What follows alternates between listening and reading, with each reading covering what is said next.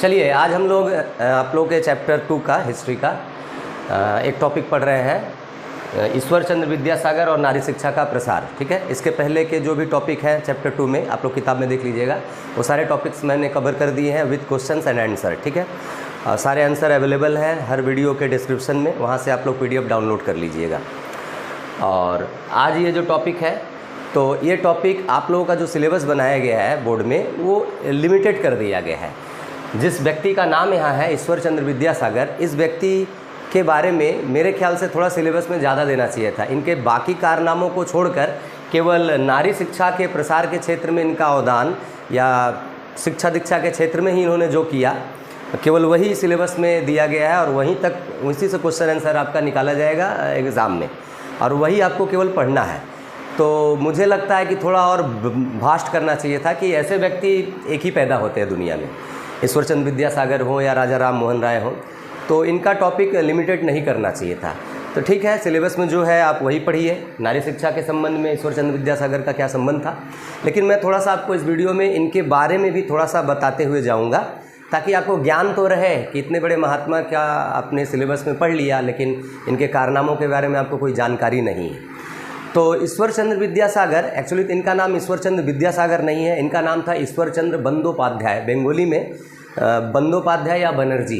ठीक है, और जो हिंदी भाषी हैं हमारे में जो ब्राह्मण होते हैं, बंगाली ब्राह्मण में ये टाइटल होता है बनर्जी या बंदोपाध्याय, चटर्जी, चट्टोपाध्याय, मतलब चटर्जी भी वही, चट्टोपाध्याय भी वही। तो ये एक बंगाली ब्राह्मण थे ईश्वर चंद्र विद्यासागर। इनका जन्म जो था 1820 ईस्वी में, थोड़ा सा दिमाग में आप डेट को रखिएगा, मतलब आप पीछे जाइएगा थोड़ा सा कुछ, क्योंकि मैं आपको उस समय में ले जाना चाहता हूँ। तो 1820 में इनका जन्म हुआ था, जो आज मिदनापुर ज़िला है।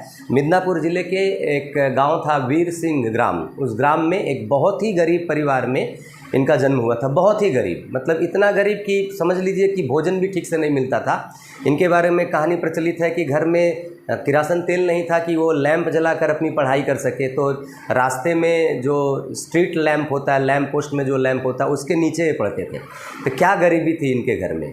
और इनके माता पिता का नाम, वैसे तो आप बायोग्राफी देख लीजिएगा गूगल में, तो माता पिता का नाम वगैरह पता चल जाएगा। माँ का नाम था भगवती देवी और पिताजी का नाम था ठाकुरदास बंदोपाध्याय। ठीक है, तो ये जब जन्म लिए थे 1820 में, वो जो दौर था, वो दौर भारत में सामाजिक क्षेत्र में और धार्मिक क्षेत्र में, मतलब जिसको अंधकार युग हम कहेंगे, डार्क एज, वो दौर था। आप समाज को ही देख लीजिए, सामाजिक क्षेत्र में ही देख लीजिए, विशेष करके महिलाओं के क्षेत्र में, कि महिलाओं के लिए तो वो समझ लीजिए नरक का दौर था। ये महिलाओं को, मतलब जैसे विवाह, जैसे अभी होता है कि कानूनन हिंदू मैरिज एक्ट जो है, हिंदू विवाह कानून, उसमें एक पुरुष एक ही पत्नी से विवाह कर सकता है। दूसरी पत्नी से वो विवाह करेगा तो उसको कानूनन मान्यता नहीं मिलेगी, उसको दूसरा कुछ नाम दिया जाता है। अब 10 विवाह कर लीजिए, कोई प्रॉब्लम नहीं है, लेकिन कानूनन मान्यता आपको नहीं मिलेगी। ठीक है, उस समय क्या था कि कोई ऐसा कानून नहीं था कि जो एक पुरुष को 50 विवाह 100 विवाह करने से भी रोके, जिसको कहते हैं पोलीगेमी, बहुविवाह। तो मतलब एक पुरुष जो था वो 50-50, 60-60, 100-100 विवाह करता था, और कोई ऐसा कानून नहीं था कि जो उसको रोक सके कि नहीं, एक पुरुष एक ही पत्नी से विवाह कर सकता है। ठीक है, तो बहुविवाह प्रचलित थी। तो अब होता क्या था कि जो कुलीन परिवार के लोग थे या ज़मींदार या पैसे वाले लोग होते थे, वो लोग गरीब महिलाओं से, गरीब लड़कियों से विवाह कर लेते थे। अब गरीब माँ बाप भी अपने बेटी को विवाह करके निश्चिंत हो जाते थे कि विवाह हो गया, अब हमारा झमेला ख़त्म हुआ, अब इसको सारी ज़िंदगी कौन खिलाएगा पिलाएगा। और साथ ही साथ समाज में जो ऐसा प्रचलन था कि अगर घर में लड़की जन्म ले रही है तो लड़की एक बोझ मानी जाती थी, उसका जितना जल्दी विदा हो सके, उसको जितना जल्दी विवाह करवाया जा सके, ऐसी मानसिकता थी। इसीलिए उस समय बाल विवाह भी प्रचलित था, मतलब कि 10 वर्ष, 11 वर्ष, 8 वर्ष, 9 वर्ष की उम्र में लड़कियों का विवाह कर दिया जाता था। थोड़ा सा ज़्यादा उम्र होने से लोग, समाज के लोग ताने मारते थे माँ बाप को कि आपकी लड़की 18 साल की हो गई, अभी तक विवाह नहीं हुआ, मतलब इस तरीके की परिस्थिति थी। तो बाल विवाह प्रचलित था, आपका पॉलीगेमी था, बहुविवाह था, पर्दा प्रथा थी, लड़कियों को स्कूल नहीं जाने दिया जाता था, लड़कियां निरक्षर होती थी।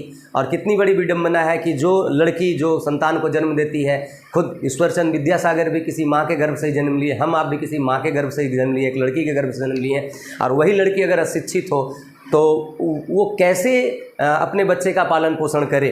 तो स्त्रियों के साथ ये चीज़ होता था। फिर और एक बहुत बड़ी समस्या थी विधवाओं को विवाह न होने देना। अब मान लीजिए कि कोई 10 साल की लड़की है, उसका विवाह 50 साल 60 साल की उम्र के लड़के से होता था, मतलब लड़का क्या कहेंगे, वो मर्द है, बूढ़ा है, बूढ़े से होता था। ऐसा भी था कि ज़रूरी नहीं था कि 10 वर्ष की लड़की का विवाह 15 वर्ष के लड़के से हो।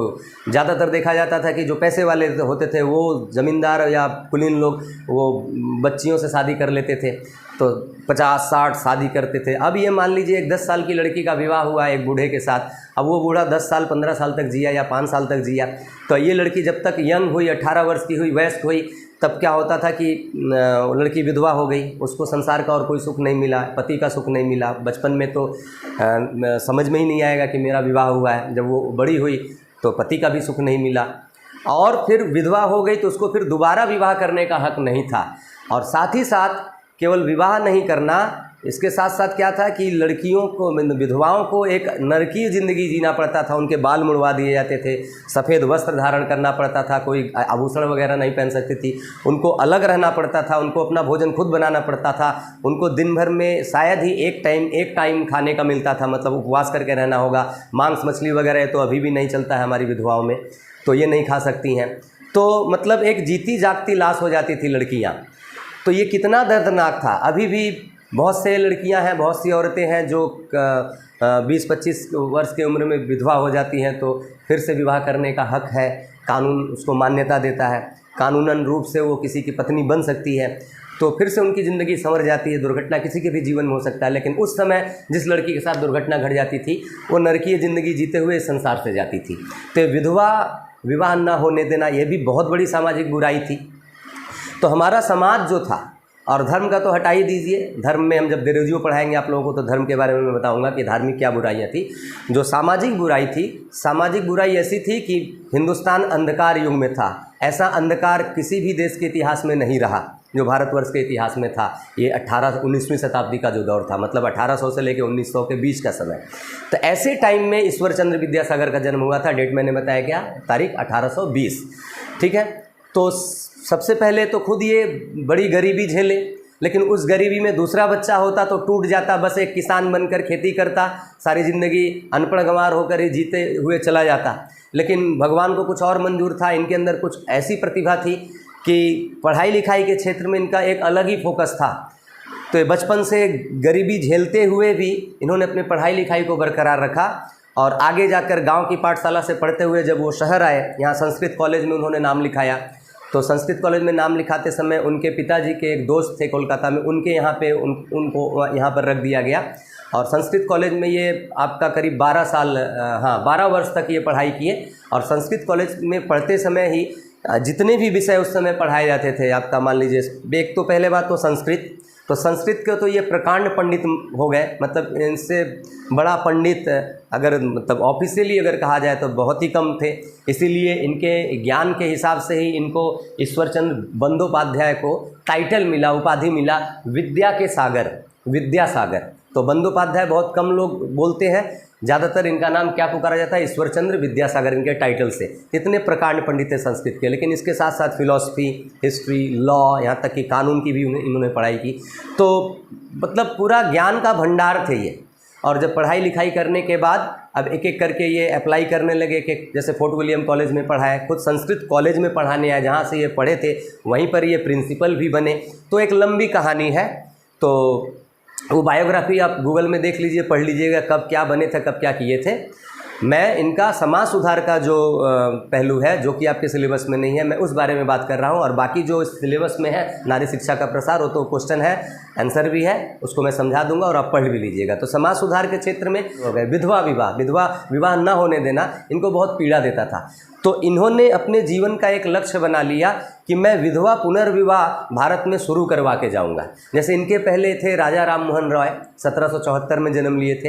राजा राम मोहन रॉय ने अपने जीवन का लक्ष्य बनाया था कि उस समय सतीदाह प्रथा होती थी, जिसका पति मर गया पत्नी को भी उसके चिता पर जला दिया जाता था। तो इससे बड़ा अमानवीय काम क्या होगा कि एक जिंदा इंसान को जलाया जा रहा है। तो राम मोहन राय ने प्रण किया था कि मैं सतीदाह प्रथा को ये ख़त्म करूंगा। जब हम लोग राजा राम मोहन राय का टॉपिक कवर करेंगे तब उसके बारे में डिटेल में बात करूंगा।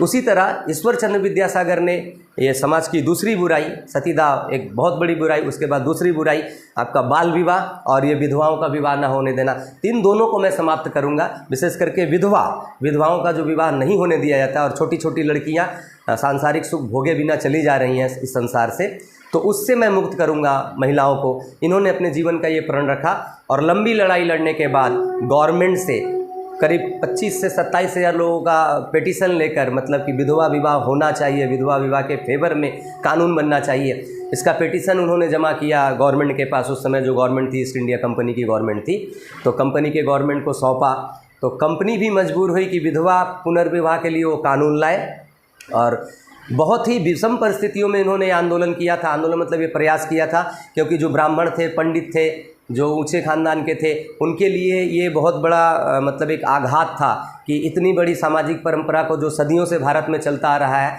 कि वो ख़त्म होने जा रहा है। मतलब लोग इसको धर्म के हिसाब से भी जोड़ते हैं कि बहुत बड़ा पाप होगा कि कोई विधवा फिर से विवाह करेगी, जहाँ विवाह करेगी उस कुल का नाश हो जाएगा। तो धार्मिक दृष्टिकोण से भी बुराई थी, बुराई के हिसाब से देखते थे लोग, और सामाजिक दृष्टिकोण से तो बुराई के हिसाब से देखा ही जाता था कि एक विधवा होकर फिर विवाह कर रही है। एक माइंड सेट था लोगों का कि विधवा कैसे विवाह कर सकती है, ये एकदम घटिया चीज़ है, जो कि हमें आज लगता है कि विधवा का विवाह ना होने देना घटिया लगता है, लेकिन उस समय विधवा का विवाह होने देना ये उन लोगों के लिए घटिया लगता था। ये माइंड सेट था समाज का। तो विधवा विवाह के लिए इन्होंने लड़ाई किया। ब्राह्मणों, पंडितों या समाज के और भी जो ठेकेदार लोग थे, उनकी बहुत सारी धमकियाँ इनको आती थी, बहुत तरीके से इनको परेशान किया गया, लेकिन ये रुके नहीं और इन्होंने वो काम करके दिखाया। गवर्नमेंट ने लास्ट में मजबूर होकर 1856 ईस्वी में लॉर्ड कैनिंग के टाइम में विधवा पुनर्विवाह कानून या इंग्लिश में विडो रीमैरेज एक्ट पास किया गया। तब से विधवा पुनर्विवाह शुरू हुआ। और सबसे बड़ी बात यह है कि विधवा पुनर्विवाह जब शुरू हुआ तो लोग सामने नहीं आ रहे थे कि कौन बिल्ली के गले में घंटी बांधे, कौन इस सामाजिक परंपरा को तोड़े, या फिर लोग क्या कहेंगे। समझ रहे हैं, बाप भी समझ रहा है कि मेरी बेटी तकलीफ़ में है, विधवा का जीवन बिता रही है, तकलीफ़ नहीं होता था माँ बाप को, लेकिन इसके बावजूद भी करवाएंगे तो लोग क्या कहेंगे, कानून भले बन जाए। तो उसके बाद भी ईश्वरचंद्र विद्यासागर ने अपना प्रयास जारी रखा कि ये ट्रेडिशन चालू हो जाए। तो बहुत सारे विधवाओं का अपने खर्च पर इन्होंने विवाह करवाया। अपने यहाँ तक सुनने में आता है कि अपने पुत्र का भी विवाह इन्होंने एक विधवा से ही करवाया था, एक मिसाल बनाने के लिए। तो ये व्यक्ति थे ईश्वरचंद्र विद्यासागर समाज सुधार के क्षेत्र में। ठीक है, तो ये सिलेबस से आपका गायब है, सिलेबस में नहीं है। तो ये मैंने आपको मौखिक बता दिया, थोड़ा ज्ञान आपको विद्यासागर के बारे में हो जाए। और भी डिटेल में इनके बारे में सब कुछ अगर जानना हो तो आप उनकी बायोग्राफी कहीं से भी पढ़ लीजिए। ठीक है, अब आप आइए टॉपिक पर। जो आपके सिलेबस में जो टॉपिक दिया गया है वो है ईश्वरचंद्र विद्यासागर और नारी शिक्षा का प्रसार। तो मैंने क्या कहा कि विद्यासागर स्त्रियों पर विशेष फोकस किए थे, क्योंकि स्त्रियां ही समाज और देश को बनाती हैं। कैसे बनाती हैं कि वो स्त्री ही है जिसके गर्भ से विद्यासागर जन्म लिया, राजा राम मोहन राय ने जन्म लिया, जिसके गर्भ से सारे महापुरुष जन्म लिए जिन्होंने इतने बड़े बड़े परिवर्तन लाए समाज में। वो सारे के सारे महापुरुष किसी स्त्री के ही देन है। तो इसका मतलब अगर स्त्री का उत्थान ना हो तो फिर कैसे समाज का उत्थान होगा, कैसे वो महान आत्माएं इस संसार में आएंगी, या कोई व्यक्ति महान बनेगा। तो जब तक न नारी का उत्थान हो तब तक समाज का उत्थान संभव ही नहीं है। चाहे आप जितना कुछ कर लीजिए, जितना मॉडर्नाइजेशन ला लीजिए, जितना पुरुषों को आगे बढ़ाइए, जो कुछ भी कीजिए, नारी का उत्थान होना जरूरी है। और नारी का उत्थान तभी संभव है जब नारी शिक्षा दीक्षा के क्षेत्र में आगे आए। नारी अगर शिक्षित होगी तो नारी अपने आने वाली पीढ़ी को या अपने संतान को उस तरीके से वो शिक्षित कर पाएगी। और शिक्षा जो होता है, बंगला में एक कहावत है या हिंदी में ही मैं बोलूँ कि शिक्षा जो है वो चेतना लाता है। शिक्षा से इंसान के अंदर चेतना जगती है। जो शिक्षित नहीं होते हैं वो इंसानियत क्या है, मानवता क्या है, उनको नहीं पता। वो कोई गुंडा बनता है, कोई चोर बनता है, कोई डकैत बनता है। लेकिन एक शिक्षित व्यक्ति बहुत ही कम चांस रहता है किसी गलत लाइन में जाए। ऐसे तो बड़े बड़े शिक्षित लोग भी बहुत कुछ चले गए हैं, लेकिन ज़्यादातर यही होता है कि शिक्षा दीक्षा होने से चेतना जगती है लोगों की, वो अच्छे बुरे को समझता है। तो नारी अगर शिक्षित होगी तो उसके चेतना का विकास होगा, और चेतना का विकास होगा तो वो गाइड कर पाएगी अपने बच्चों को, और वो बच्चा एक दिन देश का एक अच्छा नागरिक बनेगा और देश को उसका फ़ायदा मिलेगा। तो नारी को शिक्षा के क्षेत्र में आगे लाना बहुत ज़रूरी है, या नारियों में शिक्षा का प्रसार होना बहुत ज़रूरी है, भारतीय नारियों में। तो नारी शिक्षा पर भी इन्होंने विशेष फोकस किया। जैसे विधवा पुनर्विवाह के लिए जीवन लुटाया, उसी तरह नारी शिक्षा के क्षेत्र में भी इन्होंने अपने जीवन को समर्पित किया था, न्यौछावर किया था। तो नारी शिक्षा के क्षेत्र में क्या, जैसे उस समय क्या था कि स्त्रियों को पढ़ने नहीं दिया जाता था, लड़कियां स्कूल नहीं जाती थी, ठीक है। तो सबसे पहला काम ये जब जॉब कर रहे थे, संस्कृत कॉलेज के प्रिंसिपल बने, उसके बाद ये डिस्ट्रिक्ट इंस्पेक्टर ऑफ स्कूल, इस पोस्ट पर इंग्लिश गवर्नमेंट ने, ब्रिटिश कंपनी गवर्नमेंट ने इनको नियुक्त किया, डिस्ट्रिक्ट इंस्पेक्टर ऑफ स्कूल। इसका मतलब होता है कि वो जिस डिस्ट्रिक्ट में, शायद साउथ 24 परगना जो ज़िला था, साउथ 24 परगना जिला के ये डिस्ट्रिक्ट इंस्पेक्टर ऑफ स्कूल थे। मतलब स्कूलों की देख रेख करना कि किस स्कूल में किस तरीके से पढ़ाई हो रही है या किस तरीके से स्कूल का सुधार करना है, इंस्पेक्ट करना जाके कि पढ़ाई हो भी रही है या नहीं हो रही है। तो इस पद पर ये जब कायम हुए थे तो उनको एक पावर भी मिल गया सरकार की तरफ से, इंस्पेक्टर है। तो इन्होंने उस दौरान जब ये इस पद पर थे तो 35 ओनली बालिका विद्यालय, केवल बालिका विद्यालय, महिलाओं के लिए, बालिकाओं के लिए विद्यालय खोले और इसके साथ साथ 100 और भी अन्य स्कूल खोले। तो बालिका विद्यालय खोलने का मकसद क्या था कि जो बालिकाएं हैं जो बंगाली परिवार की, वो स्कूल आए, निकलें, और जो हो सकता है गार्जियन में दकियानूसी सोच हो कि नहीं पुरुषों के साथ, लड़कों के साथ हमारी बच्ची नहीं पढ़ेगी, एक सोच तो ये हो सकती है। और सबसे बड़ी प्रॉब्लम ये थी कि बालिकाओं को पढ़ने ही नहीं रहता था, स्कूलों में एडमिशन ही नहीं करवाया जाता था। तो ये सब प्रॉब्लम रहते हुए भी उन्होंने खोला और डोर टू डोर जाकर कैंपेन किया, घर घर जाकर लोगों को समझाया कि आप अपनी बच्चियों को पढ़ने भेजिए। बहुत प्रयास किया और देखते देखते देखा गया कि इन स्कूलों में करीब 1300 स्टूडेंट्स, 1300 छात्राएँ पढ़ती थी उस समय। तो इस तरीके से इन्होंने बच्चियों को शिक्षा के आंगन में लाया, ठीक है। तो स्कूल खोलना, और फिर आगे प्रॉब्लम ये भी हो गया कि जब ये आगे जाकर गवर्नमेंट जो थी, मतलब British east India company government, उसने जो स्कूल ये खोले थे तो इन स्कूलों को गवर्नमेंट आर्थिक रूप से मदद करती थी। मतलब स्कूल को चलाने के लिए टीचर का मंथली और भी खर्च है, इकोनॉमिकल मदद दिया जाता था। लेकिन आगे जाकर गवर्नमेंट ने इकोनॉमिकल मदद बंद कर दिया। तो अब ये स्कूल कैसे चले?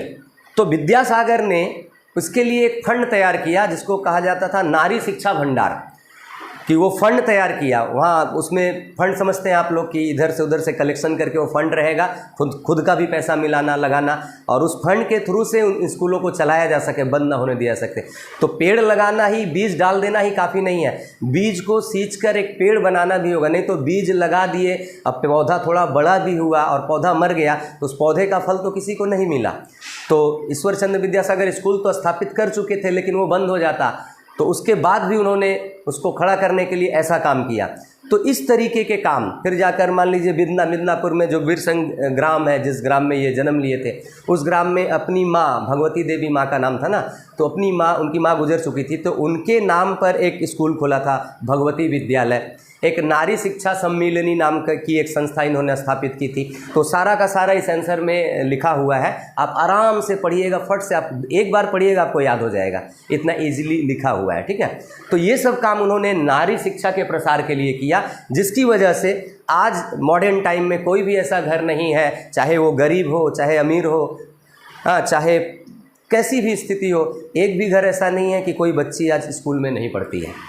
तो ये कहीं ना कहीं से तो क्रांति आई थी, तो वो बीज बोया था ईश्वर चंद्र विद्यासागर ने, जिसको आगे जाकर और आगे महापुरुष लोग आए, उन्होंने उसको बढ़ाया।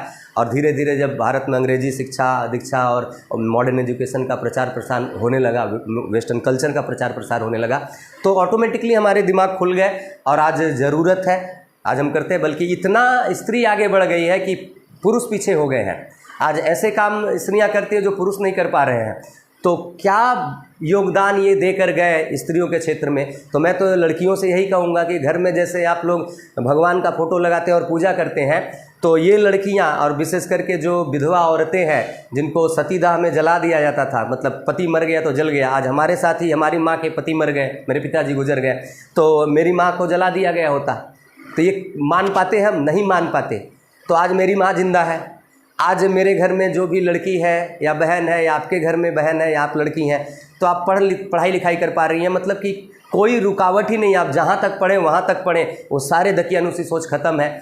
तो वो ये लोग करके गए थे तभी उसका फल हम लोग भोग रहे हैं। तो सतीदाह प्रथा को बंद करके गए थे राजा राम मोहन रॉय, और बालिका को, लड़कियों को शिक्षा दीक्षा के क्षेत्र में आगे बढ़ाया विद्यासागर।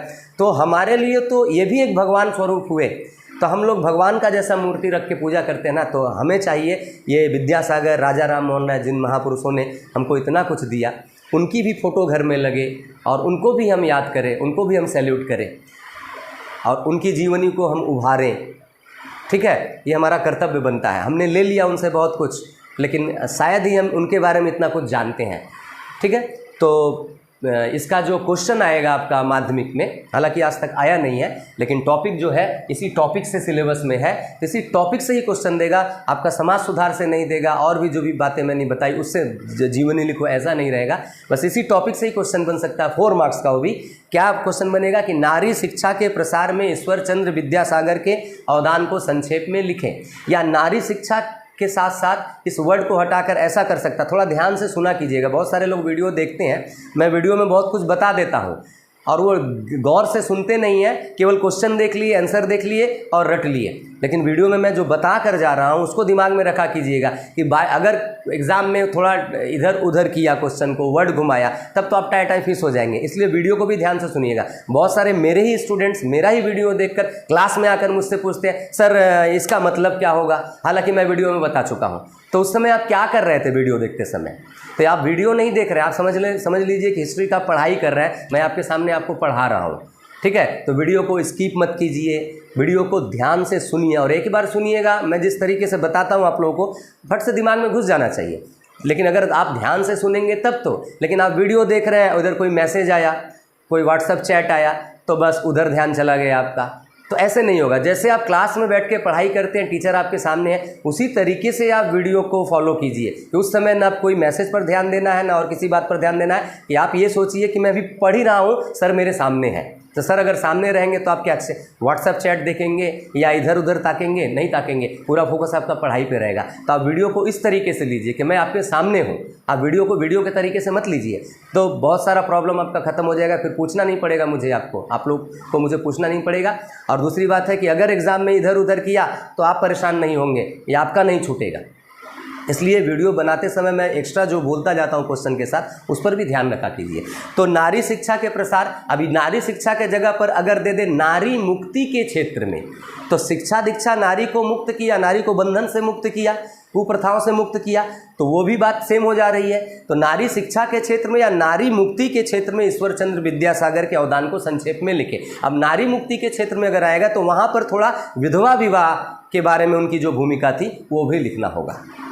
शिक्षा के साथ साथ विधवा विवाह के बारे में थोड़ा सा बनाकर आपको लिख देना होगा। लेकिन हो सकता है नारी मुक्ति, हो सकता है क्या, इस टॉपिक चूँकि सिलेबस में नहीं है ये टॉपिक कि उनका समाज सुधार, सिलेबस में केवल नारी शिक्षा है, तो नारी शिक्षा से ही देगा। अगर बाई चांस टीचर लोग जो क्वेश्चन बनाते हैं ना, तो वो कभी कभी क्या होता है कि उतना फॉलो नहीं करते हैं सिलेबस वगैरह, थोड़ा सा अपने दिमाग से दे दिए, बाद में पता भी नहीं चलता बहुतों को कि ये हमारे सिलेबस में नहीं था, और हम लोग सोचते हैं कि ये क्वेश्चन आ गया है, हम तो पढ़े ही नहीं, कहीं था नहीं।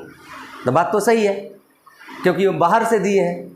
हाँ, तो बाहर से होता है, ऐसा होता है, और पता भी नहीं चलता हम लोग को कि ये सिलेबस के बाहर से है, नहीं पता चलता है। ठीक है, तो जो समझदार होते हैं वो समझ जाते हैं, अरे तो सिलेबस में नहीं था, या हम लोग जैसे टीचर समझते हैं कि ये टॉपिक तो सिलेबस में नहीं था, टॉपिक से हटकर क्वेश्चन आया है, लेकिन आप लोग नहीं समझेंगे तो मिस होगा, इसलिए आपको बता दे रहा हूँ। ठीक है, तो नारी शिक्षा का हो गया क्वेश्चन। अब इसका आंसर मैंने क्या बोला था, कोई भी क्वेश्चन 4 मार्क्स का क्वेश्चन या 8 मार्क्स का क्वेश्चन लिखेंगे तो सबसे पहले आपको क्या लिखनी होगी, भूमिका।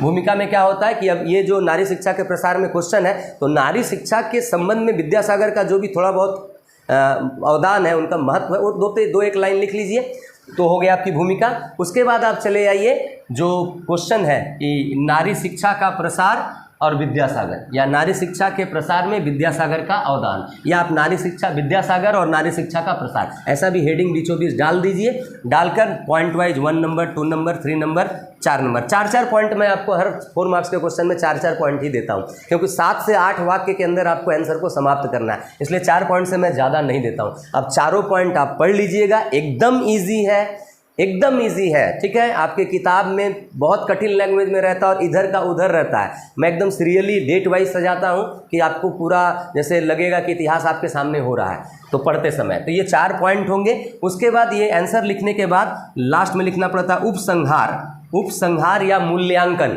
तो कहने का मतलब क्या, नारी शिक्षा के प्रसार में विद्यासागर ने जो भूमिका निभाई, आप उसको किस तरीके से देखते हैं, आपका एक मत दे देते हैं कि इस तरह से हम देखते हैं कि ईश्वर चंद्र विद्यासागर नहीं होते तो आज नारी का स्थान समाज में कुछ और होता। ये अपने तरीके से डाल सकते हैं आप उपसंहार में। जरूरी नहीं है कि मैं जो लिखा हूँ आपको वही लिखना होगा, मैं भी अपने तरीके से डाला हूँ। तो उपसंहार एक दिया जाता है। तो भूमिका उपसंहार, इसमें कोई नंबर नहीं होगा।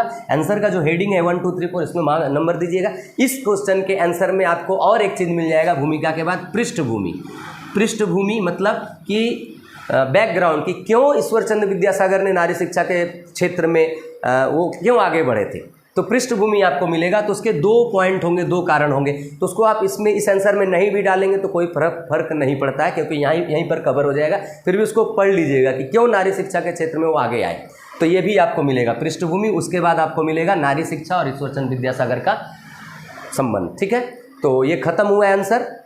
और भी कोई प्रॉब्लम हो आपको किसी दूसरे भी सब्जेक्ट में, आप मुझसे व्हाट्सएप पे कांटेक्ट कर सकते हैं। और अगर आपको वीडियो मेरा पसंद आया हो, आपको फ़ायदा पहुंच रहा हो, तो मैं आपसे उम्मीद ये ज़रूर करूंगा कि आप एक लाइक ज़रूर देंगे। आप वीडियो को शेयर करें या ना करें, आपको फ़ायदा मिल रहा है तो कम से कम एक लाइक तो आप ज़रूर कीजिएगा। इससे हमको भी एक इंस्पिरेशन मिलता है, ताकि मैं आगे जितना भी इस टॉपिक है हिस्ट्री का, मैं जल्दी से जल्दी कवर करूं। और उसको कवर करने के बाद मैंने सोचा है कि हिंदी का टॉपिक, हिंदी सब्जेक्ट को भी पढ़ा दूं, उसके भी क्वेश्चन आंसर है, हिंदी की कविताएं हैं वो समझा दूं। इस तरीके से मैं बोर्ड का सारा सब्जेक्ट का सिलेबस कवर करना चाहता हूं। तो आप मुझे थोड़ा सा हौसला दीजिए, थोड़ा सा इंस्पायर कीजिए, थोड़ा सा अगर अच्छा लगे तो कमेंट्स कर दीजिए। इतना तो आप मेरे लिए कर सकते हैं। जब मैं आप लोगों के लिए इतना कर रहा हूँ, आपका कई सब्जेक्ट का ट्यूशन का खर्च बच जाएगा, और वो भी A1 होगा। आप जब मेरे नोट्स को एग्ज़ाम में जाकर लिखेंगे तो आपको मार्क्स बहुत अच्छे मिलेंगे किताब की तुलना में। अगर 4 का है तो आपको 3.5 तो मिलना ही है, लेकिन दूसरे बुक से या दूसरे गाइड वगैरह से पढ़ेंगे तो आपको मार्क्स कम मिलते हैं। ये सब आपको यूट्यूब पे समझाना थोड़ा सा मुश्किल है,